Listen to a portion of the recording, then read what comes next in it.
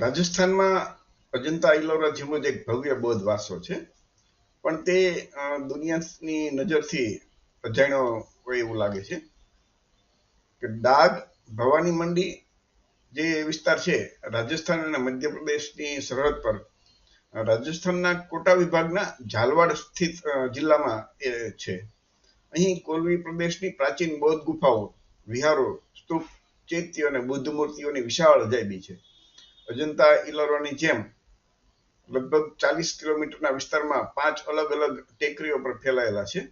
Doctor ઇમ્પીએ તેમને શોધી કાઢ્યા અને સર એલેક્ઝાન્ડર કનિંઘમ અહીંયા આવ્યા અને તેમના અસ્તિત્વની પુષ્ટિ કરી હતી. આ ધમ્મ વારસો 3જી અને 8મી સદીની વચ્ચે લેટરાઇટ એટલે કે લોખંડથી સમૃદ્ધ જે ખડકો હોય ને એમાંથી કોતરવામાં આવ્યો હતો. આવી કલાત્મક અને વિશાળ 2 માળની ગુફાઓ, વિહારો, સ્તૂપ અને એસેમ્બલી હોલનું દ્રશ્ય જે ફક્ત છીણી અને હથોડાનો ઉપયોગ કરીને સાધુઓ દ્વારા બનાવવામાં આવ્યું હતું, તે આશ્ચર્યજનક અને કલ્પનાની બહાર છે. સાધુઓ અને સાધ્વીઓ દ્વારા ભિક્ષાટન કરવા માંગવા, ધ્યાન કરવા, શિક્ષણ આપવા અને ધર્મનો પ્રચાર પ્રસાર કરવા તેમની હસ્તકલા સાથે જોવાનું આશ્ચર્યજનક છે. તેઓ આટલી ભવ્ય બુદ્ધ મૂર્તિઓ, વિશાળ સ્તૂપ, સભાખંડ અને મઠો કેવી રીતે બનાવી શક્યા હશે? આપણને અત્યારે પણ આશ્ચર્ય થાય. અને ઈંટો અને પથ્થરને જોડીને નહીં, પરંતુ વિશાળ લોખંડના ખડકો કાપી અને એને કોતરીને બનાવ્યા છે. અહીં દરેક ટેકરીની ટોચ પર 4 ગુફાઓનું એક ગોળાકાર ગામ બનાવવામાં આવ્યું છે. જે દરેક ગુફાઓમાં સાધુઓ નો ધ્યાન રહેઠાણો, પ્રાર્થનાખંડ, સભાખંડ અને કુવાઓ છે. આ કેન્દ્રો 12મી સુધી સક્રિય હતા, બુદ્ધના ઉપદેશોને વિશ્વમાં ફેલાવતા રહ્યા. આ પ્રદેશ પર્વતીય હતો અને તેમાં ગાઢ વનસ્પતિનો અભાવ હતો અને નિર્વાહના સાધનો દુર્લભ હતા. છતાં દૂર દૂરથી આવતા સાધુઓએ ધમ્મનો પ્રચાર કરવા માટે ગરમ અને સૂકા પ્રદેશમાં આવા પડકારજનક સ્થાનો કેમ પસંદ કર્યા તે આજે પણ આપણે જિજ્ઞાસાનો વિષય છે. તે યુગના અવંતિકા જિલ્લાના સાધુ સાધ્વી સમુદાયના મહાન બલિદાન, તપ અને યોગદાનને વંદન. આ પર્વતીય બૌદ્ધ ગુફાઓમાં કોલવી, હત્યાગોડ, વિનાયગા, પોલાડુંગર અને ધમ્મના કેન્દ્રો મુખ્ય છે. 8મી સદી પછી બૌદ્ધ ધર્મ વિરુદ્ધ પ્રતિક્રાંતિ દરમિયાન આ વિશાળ કેન્દ્રો જે એક સમયે ધમ્મના ઉપદેશથી ગુંજતા હતા, તે જર્જરિત થઈ ગયા. વિરોધીએ તેમનો નાશ કર્યો, તેમના પર અતિક્રમણ કર્યું અને ચૈત્યોને શિવલિંગમાં પરિવર્તન કર્યા.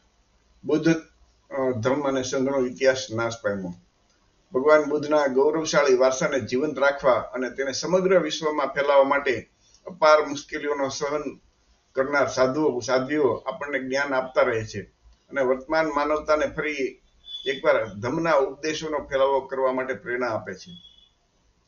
ચિંતાની વાત એ છે કે આ વિશ્વ ધરોહર સ્થળ સરકાર અને સમાજ દ્વારા સંપૂર્ણપણે અવગણવામાં આવ્યું છે. સદીઓથી આ વારસો તેના ધમ્મ, તેના અસ્તિત્વને જાળવવા માટે સંઘર્ષ કરી રહ્યો છે. તેને કુદરતી આફતો સહન કરી છે, પરંતુ વૈચારિક વિરોધીઓ સામે લાચાર છે. આજે વારસો આપણને ધમ્મના જે ધમ્મ ધારણ કરે છે એ લોકો માટે, આપણા ઇતિહાસને યાદ રાખવા માટે, આપણા વારસાનું જતન કરવા અને ધમ્મના ઉપદેશોને ફરીવાર ફેલાવવા માટે આહવાન કરે છે. આખું વિશ્વ બુદ્ધના માનવ કલ્યાણના માર્ગ ઉપર આગળ વધી રહ્યું છે. બધાને આશીર્વાદ મળે, બધા જીવો ખુશ રહે. આ પ્રવાસ વર્ણન ડોક્ટર એમએલ પરિહાર, પાલી, જયપુર તેમણે કર્યું છે. તેનો મોબાઈલ નંબર છે 9414242059.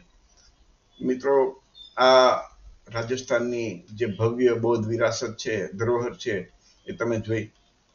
અને એ વિરાસતને આપ સૌ જાણો છો કે 8મી સદી જે આદિ શંકરાચાર્ય શૈવ પંથની સ્થાપના કરી, ત્યારબાદ જે રાજવીઓ હતા અમુક એમાં જોડાણા અને બૌદ્ધ ધર્મને જે સહાય કરતા હતા એ બધું બંધ થયું અને ત્યાર પછી બ્રાહ્મણવાદીઓએ એ આપણી બૌદ્ધ ધરોહરનું બ્રાહ્મણ ધર્મમાં પરિવર્તન કર્યું.